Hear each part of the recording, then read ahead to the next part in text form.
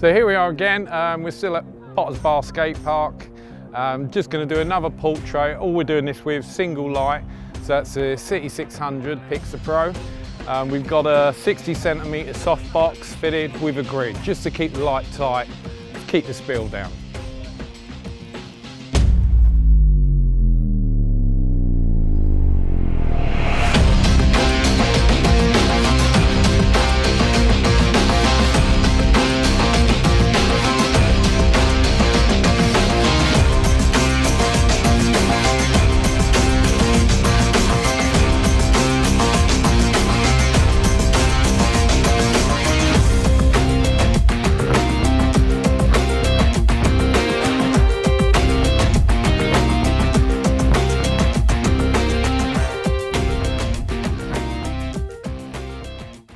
So what we're going to do with this shoot is just add in the PIKA200 now, just to kind of rim light him, that's all.